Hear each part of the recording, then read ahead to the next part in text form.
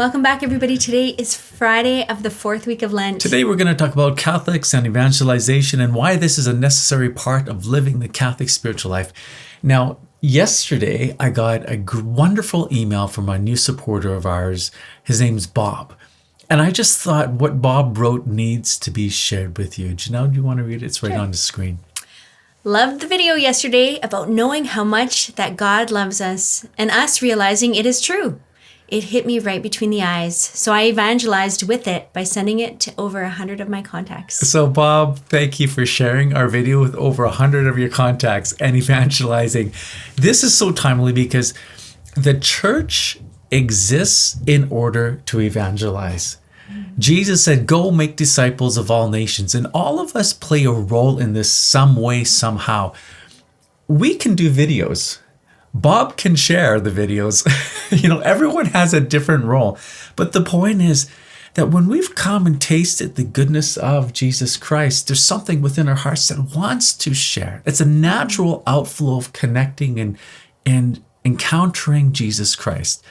So this is what these videos are about. This is what our YouTube channel is about. Janelle and I, we've been involved with, quote, full-time ministry for 20 years, more. I don't know. We've lost track. It's been more than 20 years. It's probably been like 25 years. Yeah. And then your experience of evangelization goes back quite a while, doesn't it? Yeah. Well, we probably started around the same time, but just not together at the same time. But you went to a Bible school. Yeah, that's right. And then from there, I was on a traveling retreat team, and then I also worked for like an umbrella of multiple ministries and just served in that way. So for 3 years when I was like 18, 19, and 20. And then you joined. And then I joined Face-to-Face Ministries, which Ken had started. And that was when I was like 21. So it's interesting. So you went to Bible school. And now I'm 41. So that's 20 years ago that I started working with you. But here's the pattern. You went to Bible school, deepened your faith. Yes. Then went forward. Right. Yeah, that's true. And if I look at my experience, I had a real encounter of Jesus Christ when I was 18, 19 years old. And then it just naturally propelled me to go forward and start sharing my faith. And this is sort of the pattern. We come, we get fed, and then we go forward. The apostles in the upper room, they were filled, then they went forward. Jesus, when he ascended into heaven, he didn't tell them to go forward until they were filled. And so this is the rhythm of the spiritual life too. Think about Mass. We go to Mass, we receive Jesus Christ, then we go out into the world. What we can't do is sit back and say, I'm just going to get fed. I'm just going to get fed. I'm just going to get fed. And then we don't actually give away what we've received. In fact, if we don't give away what we have received could die. Mm-hmm.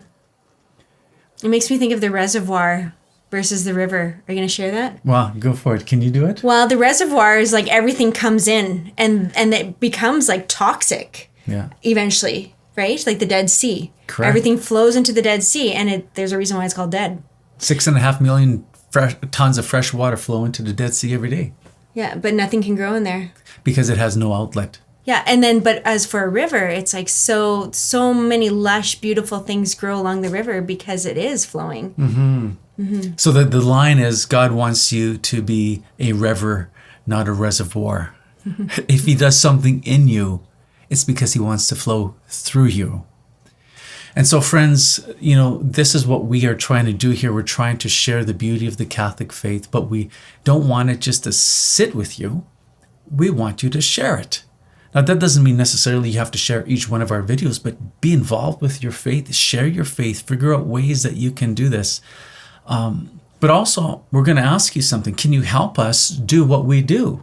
We can do videos. Maybe you can't.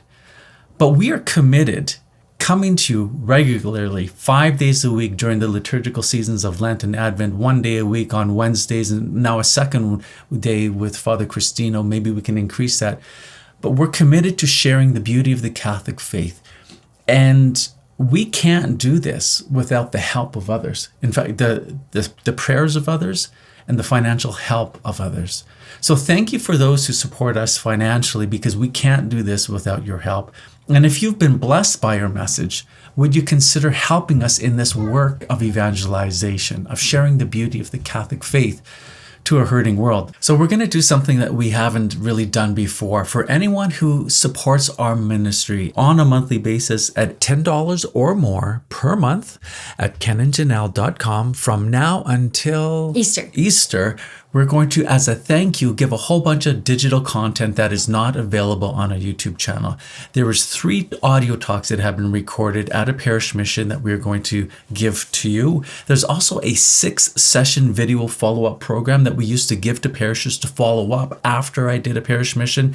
Each session is 30 minutes long. It's really excellent content. It's talking about a Catholic nugget of truth. Then there's a testimony from somebody that says how this truth changed their life. And then there's a call to action. For example, one of the sessions is on confession, having an honest confession. Then there's a testimony from a person whose life has been transformed by the meeting of Jesus in the confessional, and then the call to action, go to confession. So anyway, 6 of those videos are designed that way. And then in addition to that, there's 2 audio talks recorded at a conference. So that's 5 talks, full-length talks, about an hour each, and then the 6 video sessions, 30 minutes each. Again, anyone who wants to support our work at $10 per month or more, that's our gift and our thank you back to you. If you are interested in that and would like to help us in this work of evangelization, head over to kenandjanelle.com. We would really, really appreciate that consideration.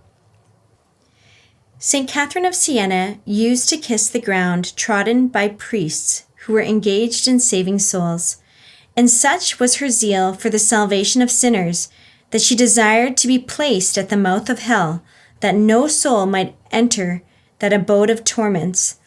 And what are we doing? We see so many souls perishing, and shall we remain idle spectators of their perdition? Okay, so idle spectators. So this makes me think of last Sunday. Our son was invited to go watch a hockey game. And Ken was going to go with him, but he was a little bit tired out because he had just taken the kids skiing the day before. And it's been a really busy, season working on these videos and just doing life with 7 children and, all the things. So guess who got to go? I did. And I'm not really a hockey person, but, it was actually enjoyable. But what I found so interesting was I was a bit of an idle spectator, to be honest. Like, I was just like, okay, how much more time is left? But this whole stadium was completely full because there was one player. Well, I think people were there for different reasons, but many people were there because there was one player who's supposedly like one of the top draft picks for the NHL. His name is Connor Bedard. Mm-hmm. Maybe you've heard of him. I just learned about him. So what I find so interesting is like all these people, they like drive, some of them from out of town, and they wait in traffic, bumper to bumper traffic for like an hour to get into the parking lot, or maybe they park far and they have to walk through like the slushy snow and it's kind of cold outside. And I just think, wow, they're all here for this. This is like, this isn't Jesus.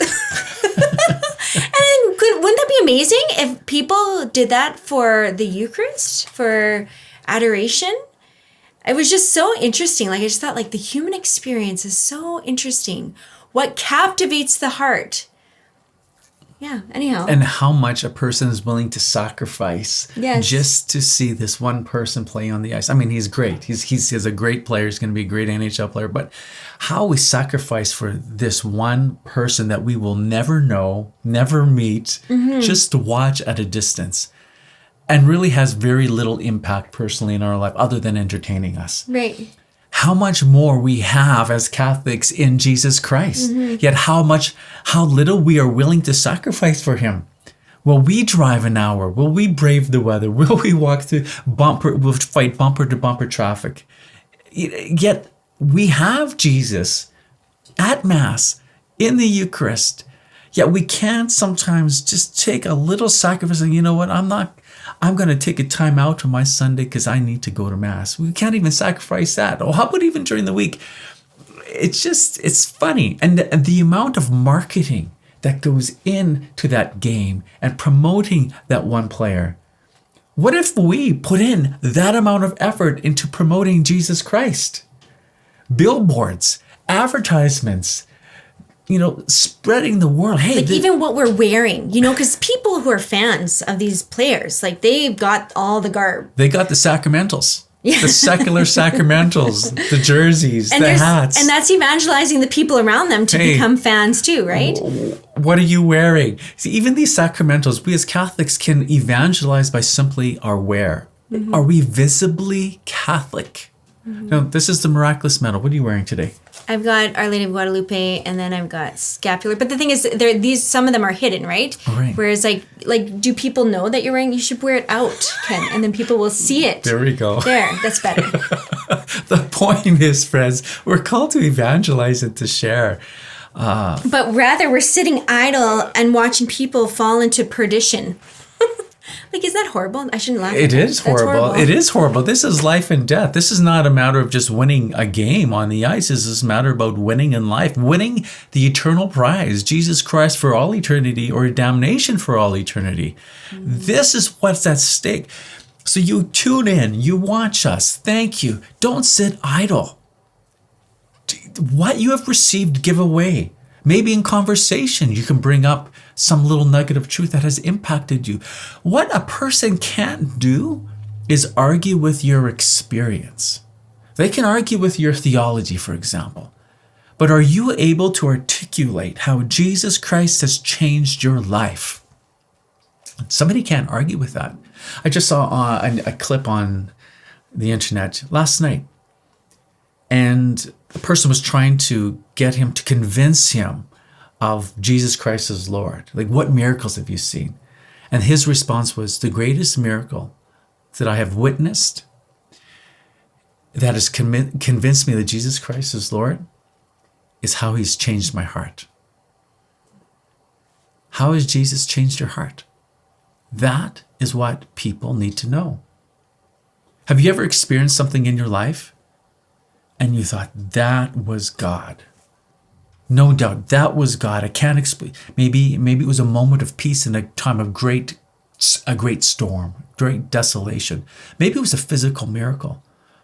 Maybe it was an encounter of receiving Jesus in the Eucharist that just healed your heart of an emotional pain. Maybe it was a moment of prayer. Maybe it was the beauty of encountering him outside in nature, but it did something in you that changed you. See, if God does something in you, he wants to flow through you. He wants you to be a river, not the reservoir. The experiences of Jesus Christ that you have experienced are not to be kept secret. If you keep them secret, that grace could die. Friends, it could die. You look at the passion of the saints. The passion of the saints? Like their passion of the faith. They wanted to share it with other people. They were alive and they communicated that to others. Friends, that's gotta be us. It's gotta be us. So friends, I think that's long enough. Thank you for watching. If you want to join us in this work of evangelization and support us on a monthly basis, head over to kenandjanelle.com. Link is also in the description, also at the end.